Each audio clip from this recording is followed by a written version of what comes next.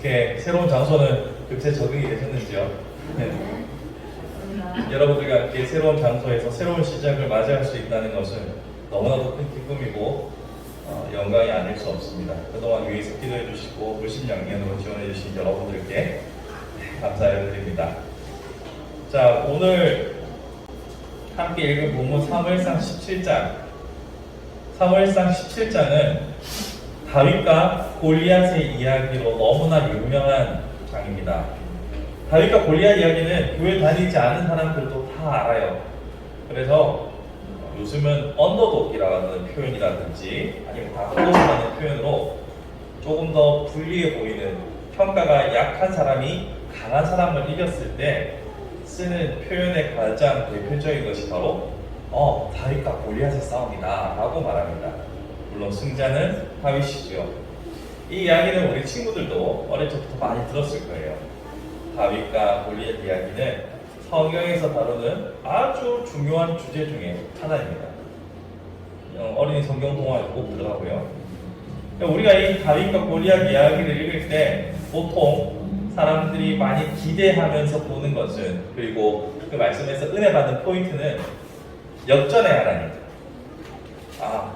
비록 작은 다윗이지만 큰 골리앗도 이길 만큼 능력을 주시는 하나님의 은혜에 초점을 두고 이 말씀을 많이 보게 됩니다.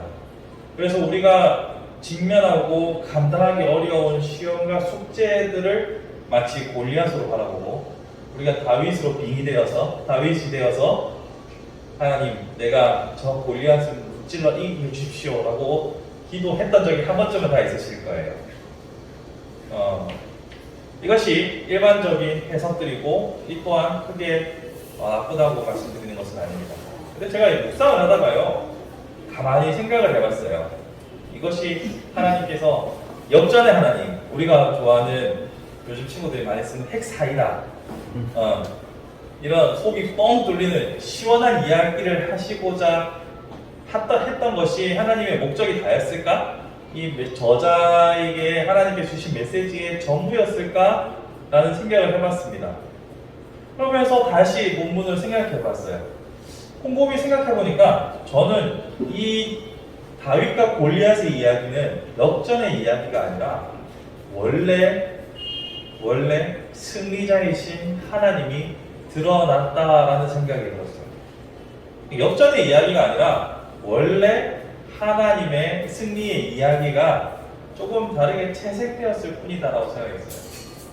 자, 먼저 이야기 전체를 훑어보면 아직 다윗은 어리다고 표현이 되어 있습니다. 근데 이 어린 정도가 어느 정도인지는 잘 모르겠어요. 그러니까 형들은 군대에 파병이 징집되어서 갔고, 여전히 다윗은 양을 치고 있었고 아직 어리다고는 하지만 성경이 소년을 말할 때는 거의 청년에 가까운 일을 말하는 건지, 아니면 요즘처럼 10대의 어린 친구들을 말하는지는 잘 모르겠어요. 어찌되었던 징집 대상이 아니었다는 거 보면 조금 어렸다고 볼 수도 있겠죠. 그런 그가 전쟁터에 갔을 때 골리앗과 대치하고 있는 이 상황을 먼저 발견하고 분노하게 됩니다. 왜냐하면 아무 나서는 이도 없고 저 커다란 놈이, 골리앗은 커요. 커다란 놈이 이스라엘과 하나님을 모욕하고 있거든요. 그 상황을 지켜보는 것이 얼마나 분개되었겠습니까? 그런데 이게 또 막상 이스라엘 백성들의 입장으로 들어가보면 여기 키가 6규빗하고도 반이거든요. 한 규빗이면 45cm, 40cm에서 45cm 이 정도 되잖아요. 4, 6, 24, 2m 40에 반 다음에 260. 이거는 아주 적게 잡아서 그런 거예요. 여러분 옛날 최용만 선수 보셨어요? 저 길 가다가 한번 봤거든요. 갑자기 어두워져요. 정말 크더라고요. 그런 사람과 1대1로 붙는다. 이거 보통 연결 되는 게 아닙니다. 그러니까 사람들이 충분히 겁을 낼 만도 하죠. 그러니까 사울이 이기면 내 딸 줄게. 동화 같은 이야기 아닙니까? 왕이 용에게서 내 딸을 구해주는 기사에게는 내 딸과 결혼하게 하겠다, 뭐 이런 동화 같은 이야기잖아요. 그런 조건이 있음에도 불구하고 아무도 나서지 못했어요. 그때 다윗이 내가 가겠다, 차라리 너라도 싸우겠다라고 왕한테 직접 얘기한 건 아니고 형제들이랑 막 이야기하다 보니까 이게 왕의 귀에 들어간 거예요. 그래서 사울이 다윗을 불러서 면접을 보는 것이 오늘의 장면이었어요. 그렇게 해서 우여곡절 끝에 다윗이 싸우러 나갑니다. 자, 여러분 잘 생각해 보시면 이거 자체가 좀 이상해요. 어떤 게 좀 이상하냐면 왕과 이 다윗의 만남을 통해 가지고 다윗이 나갔다? 이상한 거예요. 왜냐면 지금 따지고 보면 국가대표예요. 이 전쟁을 옛날 같은 그런 전쟁의 형태가 아니라 장수와 장수가 붙어서 이기는 쪽이 모든 것을 가져가는 국가대표로서 싸우는 거잖아요. 근데 상식적으로 생각해 봤을 때 제가 아까 다윗이 정확한 연령은 추정할 수 없지만 어리다고 했죠. 그리고 전문적으로 군사훈련을 받은 사람이 아니에요. 그런데 지원자가 없다는 이유로 국가대표로 세워줍니까? 그럴 수 없죠. 그럴 수는 없어요. 아무리 그러면 여러분 펜싱 이번에 금메달 땄다고 막 다 보셨잖아요. 펜싱 선수가 아무리 없다고 해서 노 집사님이 펜싱 선수로 국가대표로 제가 해볼게요 한다고 보내줍니까? 안 하죠. 그런데 다윗과 사울의 대화를 통해서 사울이 인정해 줍니다. 승인을 해주는 거예요. 이것부터 기적의 시작이죠. 승인해주고 골리앗과 싸워서 어떻게 됩니까? 이기죠.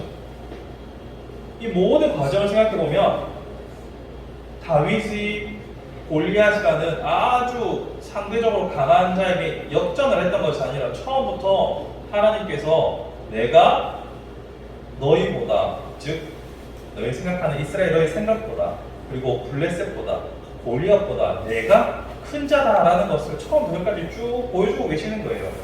야, 너희들 걱정되지? 무섭지? 너희들 지금 안 될 것 같지? 아니야. 나는 이렇게 작은 소자를 통해서도 이기는 하나님인 거야 라고 보여주시는 거예요. 그러니까 처음부터 끝까지 어떤 역전의 드라마라고도 볼 수 있지만 또 다른 한편으로 보면 하나님께서 원래 이기시는 분이다라는 것을 덤덤하게 보여주시는 거예요. 야, 뭐 되게 드라마틱한 역전 같지? 아니야. 난 처음부터 내가 얼마나 너희들을 사랑하고 있으며 얼마나 내가 큰 분인지를 보여주고 있는 거예요. 어떻게 보면 우리의 관점에서는 시간으로 잘라서 다윗의 시점으로부터 골리앗의 목을 치는 시점까지만 딱 잘라서 보면 역전의 이야기지만 그 앞에서부터 전체의 이야기로 보면은 승리의 이야기. 하나님이 원래 크신 분이라는 것을 보여주는 서사예요.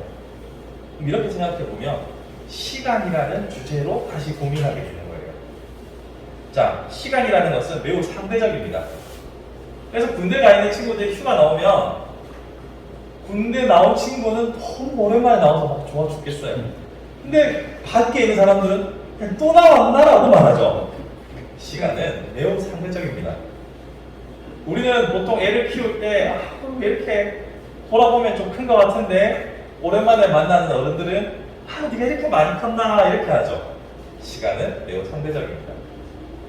시간은 우리가 눈에 보이는 초침이 넘어가고 분침이 시침이 넘어가기 때문에 객관적으로 보일 수도 있지만 매우 주관적인 시간이에요. 자, 아까 제가 시간을 이렇게 분할해 보면 역전의 이야기고 크게 보면 하나님의 원래 이기신 분이 이긴 거다라고 볼 수 있다고 했죠. 우리의 시간도 그렇게 볼 수 있어요. 지금 시간이 매우 갑갑하고 어렵고 힘들어 보이지만 큰 시점으로 보면 하나님께서 나라는 존재를 구원으로 이끌어 가시고 하나님의 사람으로 사용해 가시는 큰 이야기의 작은 한 부분일 뿐인 거예요. 시간을 이렇게 미세하게 보느냐 아니면 거시적으로 보느냐에 따라서 우리의 생각이 달라질 수 있는 거죠. 그러니까 이렇게 시간을 보는 방법이 달라지면 여러분 긍정적으로 생각하셔야 됩니다. 여러분 좋은 방향으로 범사에 감사하셔야 됩니다. 라고 말하는 것이 중요한 게 아니라 우리의 보는 관점이 거시적으로 확장이 되면 견딜 수 있는 힘도 생기고 하나님의 섭리를 큰 관점에서 이해하니까 감사할 수 있는 거예요. 지금의 이 시간들은 나중에 고통의 시간, 나중에 나를 더욱더 성장하게 하거나 아니면 미처 깨닫지 못했던 것을 깨닫게 하기 위한 시간이었구나라고 우리가 보게 되는 거예요. 그렇게 되면 저절로 감사가 되는 거지. 내가 아휴 감사해야지, 감사 100번만 외치고 가자, 뭐 이렇게 한다고 안 하는 것은 낫지만 바뀌는 게 아니잖아요. 그러니까 다윗의 이야기도 원래 이기시는 하나님께서 당신의 방식으로 크신 능력으로 이기는 이야기를 쭉 풀어갔던 것처럼 우리의 이야기도 승리의 이야기로 끝날 것이기 때문에 지금의 모든 어려운 시간들을 큰 관점에서 감사하며 이겨내보자는 거죠. 다윗의 이야기가 원래 승리의 이야기라는 것을 증명하는 것은 그 앞장에 보시면 다윗이 처음 기름 부음 받았을 때 하나님의 영이 다윗에게 임했다라고 나오잖아요. 그때부터 다윗의 역사는 승리 역사로 시작된 거예요. 그 하나님의 영이 함께함으로 승리가 시작되었고, 승리의 역사가 시작되었고, 그 결과 중간에 다윗이 골리앗을 한번 사뿐히 줄여가고 갔던 것뿐입니다. 결국 하나님의 큰 관점에서 여러분들은 구원받은 하나님의 자녀로서의 길을 걸어가는 꽃길을 걸어가시는 분이기 때문에 지금 순간의 작은 일들 속에서 역전을 바라보며 너무 마음 졸이지 마시고 큰 관점에서 감사하며 매 순간의 발걸음을 내딛었으면 좋겠습니다. 저 또한 마찬가지로 매 순간순간 머리가 터질 것 같은 순간들이 있어요. 근데 그 집사님은 맨날 저한테 되게 긍정적이다라고 말씀하시거든요.